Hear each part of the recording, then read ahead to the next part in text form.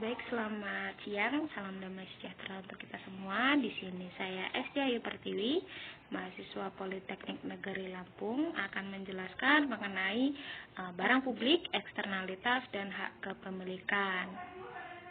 Baik, yang pertama merupakan barang publik atau public goods, yang berarti sebagai barang di mana jika diproduksi atau produsen tidak memiliki kemampuan mengendalikan siapa yang berhak mendapatkannya. Nah, dari sisi konsumsi diklasifikasikan apakah barang tersebut menimbulkan ketersaingan untuk mengkonsumsikan atau tidak, yang disebut juga rivalry.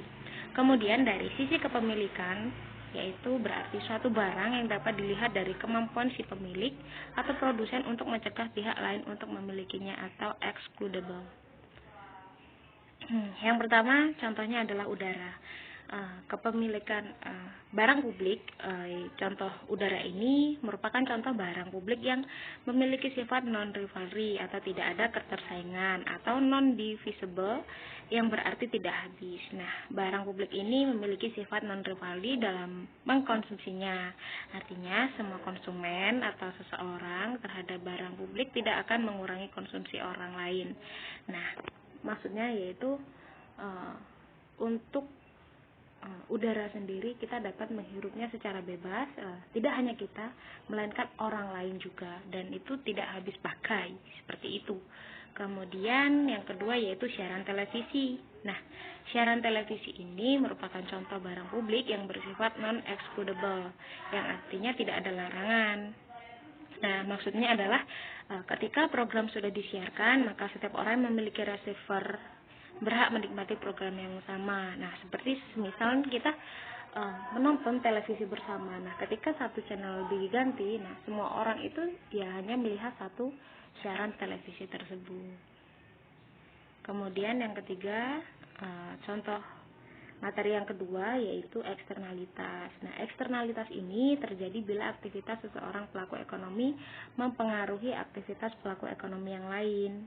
Eksternalitas terjadi jika kegiatan produksi atau konsumsi dari suatu pihak mempengaruhi utilitas kegunaan dari pihak lain secara tidak diinginkan, dan pihak pembuat eksternalitas tidak menyediakan kompensasi yang terkena dampak. Nah, apa sih contohnya? Yang pertama yaitu asap rokok. Nah, asap rokok ini termasuk salah satu contoh eksternalitas dalam jenis konsumen ke konsumen, yang berarti satu aktivitas seseorang atau kelompok tertentu mempengaruhi atau mengganggu fungsi utilitas konsumen lain. Nah, maksudnya seperti ini. Ketika kita merokok di tempat umum, dampak negatif dari rokok tersebut tidak hanya satu orang saja yang terkena dampak negatif tersebut, melainkan banyak orang. Nah, kemudian yang kedua yaitu polusi udara. Nah, polusi udara ini merupakan eksternalitas yang termasuk dalam jenis produsen ke konsumen. Hal ini berarti suatu aktivitas yang merubah atau menggeser fungsi utilitas pemanfaatannya oleh rumah tangga. Nah, kerugiannya apa saja sih yang dapat diperoleh konsumen melalui polusi udara ini? Yang pertama, polusi udara jelas tidak bersih untuk kesehatan manusia. Terus yang kedua, adanya polusi suara yang bising karena bisingnya suara mesin. Nah, selanjutnya mengenai hak kepemilikan. Contoh hak kepemilikan yang pertama yaitu sertifikat. Nah, API atau sertifikat ini merupakan hak kepemilikan